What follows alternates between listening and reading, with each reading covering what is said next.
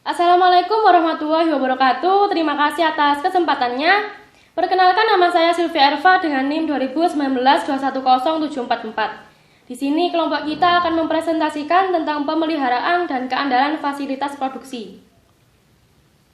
Apa sih pemeliharaan dan keandalan itu?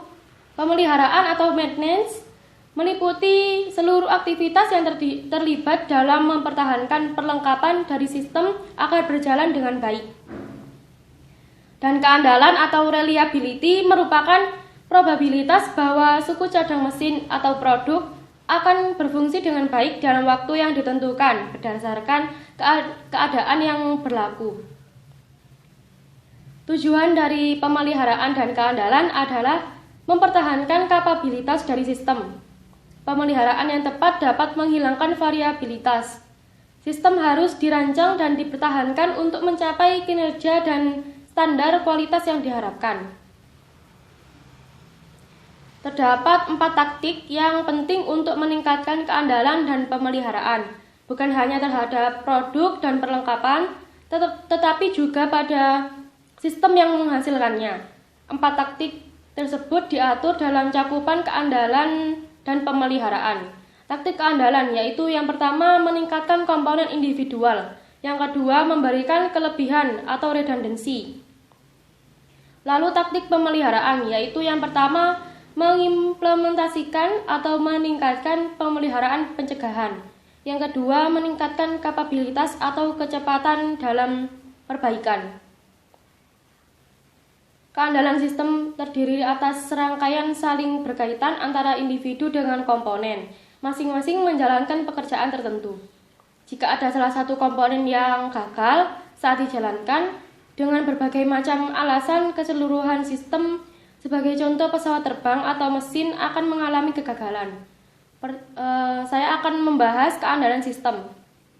Keandalan sistem disebabkan oleh kegagalan yang terjadi di dunia nyata. Pemahaman mengenai keberadaan mereka merupakan konsep penting dari keandalan. Untuk mengukur keandalan dalam suatu sistem, tiap-tiap komponen memiliki keandalan uniknya sendiri. Kita tidak dapat menggunakan kurva keandalan, namun kita menggunakan metode perhitungan sistem keandalan R sederhana. Terdiri atas menemukan keandalan individual produk, yaitu RS adalah sama dengan R1 dikali R2 dikali R3 dan seterusnya sampai dikali Rn, di mana R1 adalah keandalan dari komponen 1 dan R2 adalah keandalan dari komponen 2 dan sebagainya. Persamaan ini mengasumsikan bahwa keandalan komponen individual tidak bergantung pada keandalan dari komponen lainnya. Masing-masing komponen dapat berdiri sendiri. Sebagai tambahan pada persamaan ini, sebagaimana dalam sebagian besar pembahasan mengenai keandalan dicerminkan sebagai probabilitas. Sekian dari saya dan akan dilanjutkan oleh rekan saya. Terima kasih. Baik, terima kasih atas kesempatannya. Di sini saya akan melanjutkan presentasi dari rekan saya. Di sini saya akan menjelaskan sedikit saja karena ini ada di buku. Contoh nomor satunya yaitu keandalan dalam suatu rangkaian. Jadi, National Bank of Great Lake, Colorado memproses aplikasi pinjaman melalui 3 karyawan. Masing-masing itu memeriksa pada bagian yang berbeda-beda dari aplikasi dalam serangkaian. Dengan keandalan sebesar 0,90 dan 0,80 dan 0,99, itu dia tuh ingin menemukan keandalan sistem. Nah, apa aja sih yang termasuk dalam keandalan dalam suatu rangkaian? Yaitu ada pendekatan, ada solusi, ada wawasan, yaitu karena masing-masing karyawan dalam serangkaian itu kurang dari sempurna, probabilitas kesalahan adalah kumulatif dan menghasilkan keandalan bagi rangkaian ini adalah 0,713 yang kurang dari satu karyawan. Selanjutnya ada kayak model aktif, ada Excel OM juga. Terus yang contoh kedua, ada menentukan waktu rata-rata di antara kegagalan MTBF. Jadi sistem pendingin udara 20 dirancang untuk digunakan oleh para astronot di pesawat luar angkasa Soyuz di Rusia yang memang dioperasionalkan selama 1000 jam dan di fasilitas pengujian itu di Rusia. Nah, dua dari sistem gagal dalam ujian tuh salah satu setelah 200 jam dan yang lainnya setelah 600 jam. Nah, yang termasuk dalam menentukan waktu rata-rata di antara kegagalan MTBF ini ada kayak pendekatan, ada solusinya, ada juga kayak waktu rata-rata tuh di antara kegagalan. Jadi waktu yang diharapkan di antara perbaikan dan kegagalan selanjutnya itu dari sebuah komponen, mesin, proses, atau produk. Ada juga kayak wawasan. Jadi waktu rata-rata di antara kegagalan MTBF itu adalah standar rata-rata atas keandalan yang memang dinyatakan. Jadi tingkat kegagalan yang dicatat pada contoh nomor 2 itu kayak terlalu besar. Jadi Rusia tuh harus meningkatkan keandalan sistem dengan meningkatkan keandalan komponen individual atau dengan kelebihan. Selanjutnya ada memberikan kelebihan. Jadi untuk meningkatkan keandalan sistem, kelebihan itu akan ditambahkan ke form komponen cadangan atau jalur paralel. Jadi kelebihan diberikan itu untuk menjamin bahwa satu komponen itu atau jalur mengalami kegagalan, sistem akan mengambil jalan lainnya. Kelebihan cadangan itu diasumsikan bahwa keandalan suatu komponen adalah 0,80 dan kita akan mencadangkannya dengan komponen lainnya yang memang memiliki keandalan sebesar 0,80.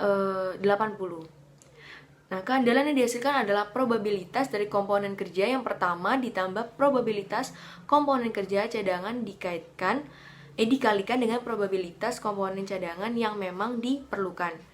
Jadi contoh 3 ini memperlihatkan bagaimana sih kelebihan dalam bentuk komponen cadangan dapat meningkatkan keandalan proses pinjaman yang disajikan pada contoh nomor 1. Terima kasih. Selanjutnya akan dilanjutkan oleh rekan saya. Baik, Assalamualaikum warahmatullahi wabarakatuh. Terima kasih atas kesempatannya. Nama saya Ahmad Dian Ramadan dengan NIM 2019-210790. Di sini saya akan melanjutkan presentasi dari rekan saya, yaitu saya akan menjelaskan tentang keandalan dengan cadangan. Nah, kita bisa mengambil sebuah contoh kasus, yaitu seperti sebuah nasional bank terganggu karena proses aplikasi pinjamannya hanya memiliki keandalan sebesar 0,713. Dan nasional bank ini ingin meningkatkan keadaan ini.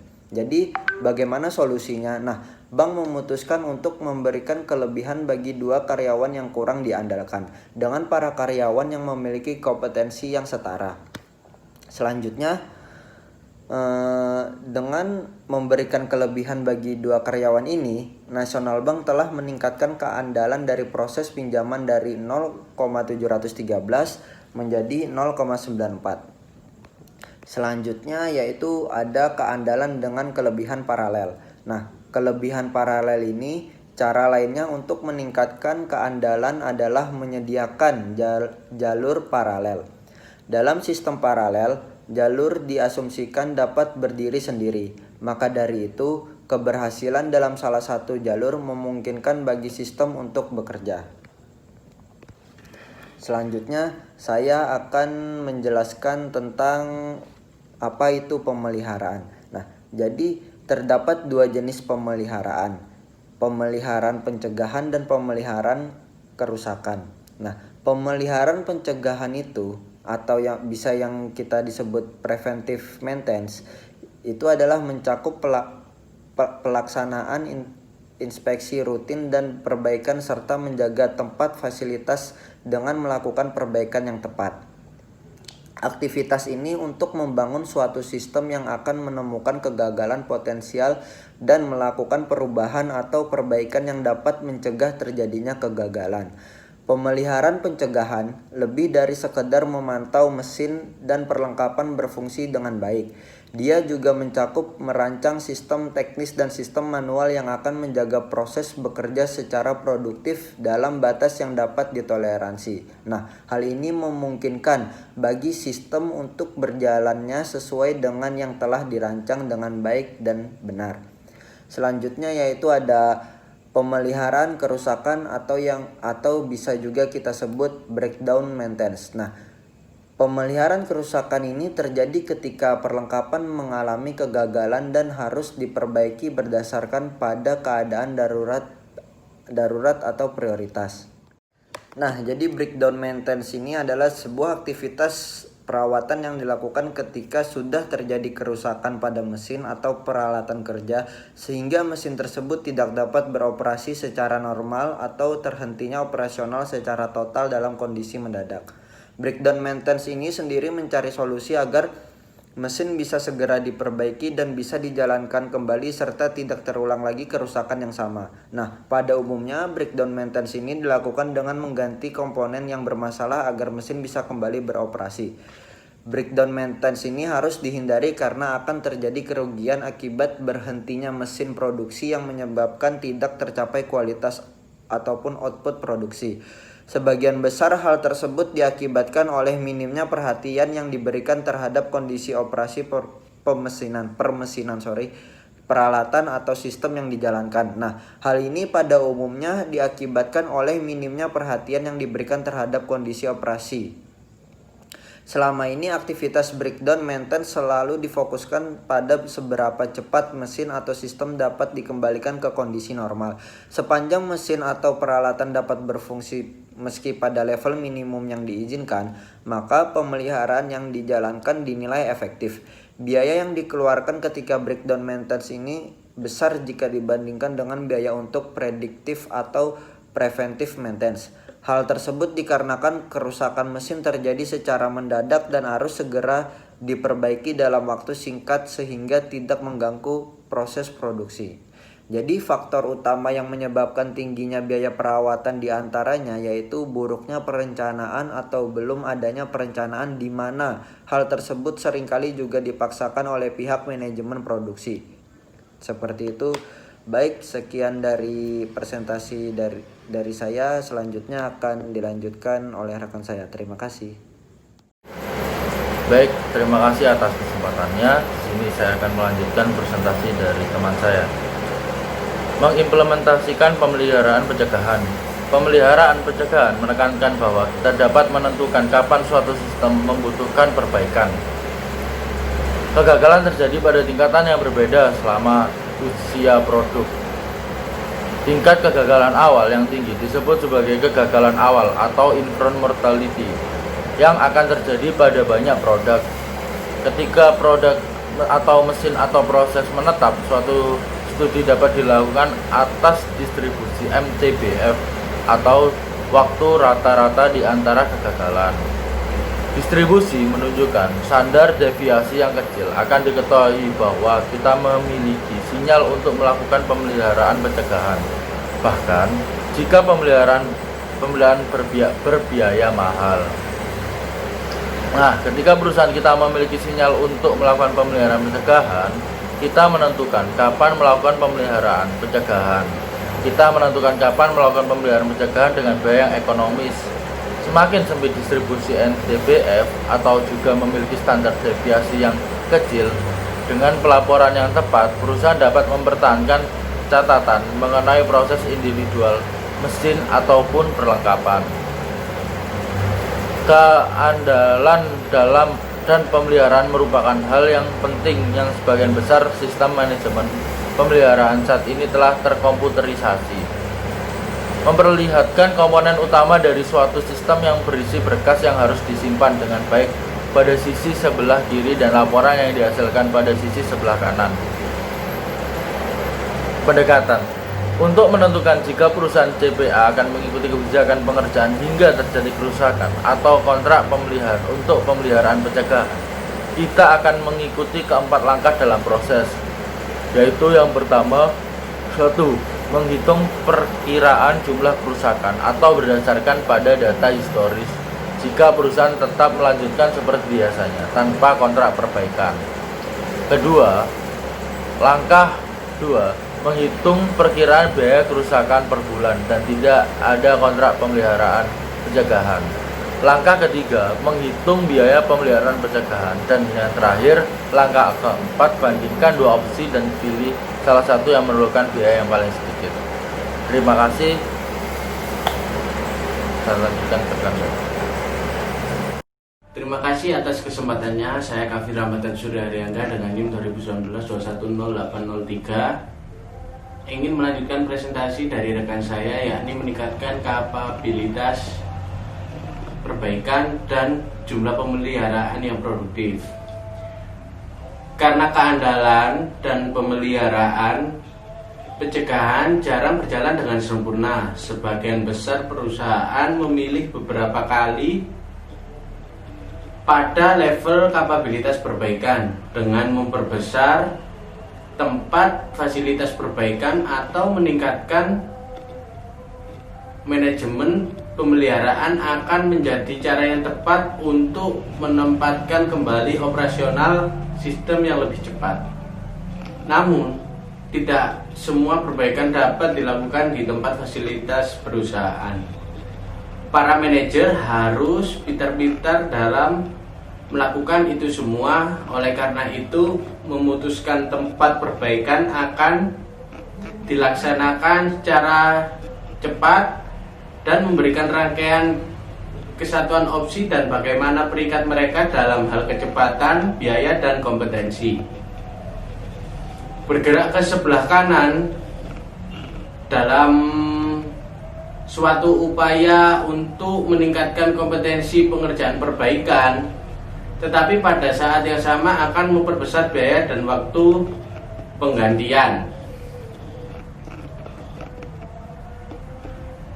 Tujuan dari pemeliharaan dan keandalan itu sendiri mempertahankan kapabilitas dari sistem. Pemeliharaan yang tepat dapat menghilangkan variabilitas. Sistem harus dirancang dan dipertahankan untuk mencapai kinerja dan standar kualitas yang diharapkan. Perlu saya tekankan lagi, pemeliharaan merupakan beberapa aktivitas termasuk dalam menjaga perlengkapan sistem dalam mengerjakan pesanan. Sistem terdiri atas rangkaian komponen yang saling berhubungan dan bekerja secara spesifik, sehingga apabila satu komponen gagal dilaksanakan, maka sistem secara keseluruhan akan menjadi gagal terlaksana. Keandalan merupakan peluang sebuah komponen mesin atau produk akan berfungsi dengan benar selama waktu tertentu dan kondisi tertentu. Pemeliharaan dan keandalan mensyaratkan adanya keterlibatan dari para karyawan dan prosedur yang tepat. Sebagai contoh, pentingnya dari kedua sistem ini yakni dua perusahaan yang mengenali kepentingan strategis pemeliharaan yang berdedikasi adalah Walt Disney Company and United Parcel Service, di mana perusahaan ini tidak bisa memberikan toleransi pada kegagalan atau kerusakan. Strategi pemeliharaan UPS yang terkenal menjaga kendaraan pengantar agar tetap utuh dan dapat beroperasi dan tampak bagus seperti baru selama 20 tahun lebih.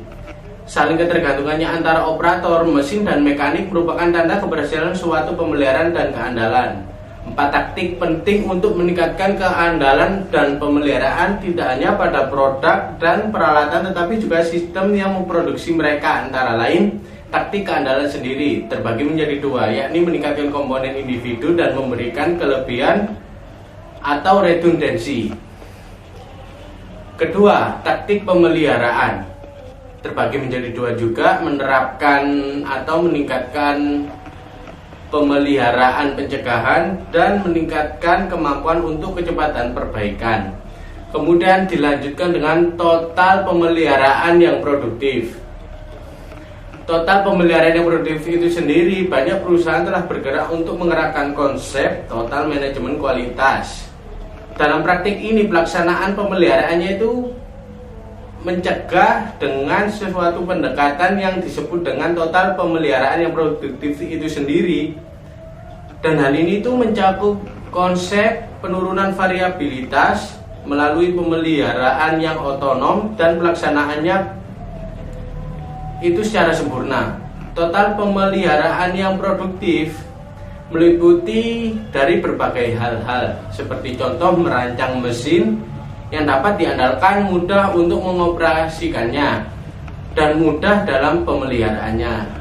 Dilanjutkan menekan total biaya kepemilikan ketika membeli mesin sehingga perbaikan dan pemeliharaan termasuk dalam biaya. Dan ketiga, mengembangkan rencana pemeliharaan pencegahan yang memanfaatkan praktik pelaksanaan terbaik dari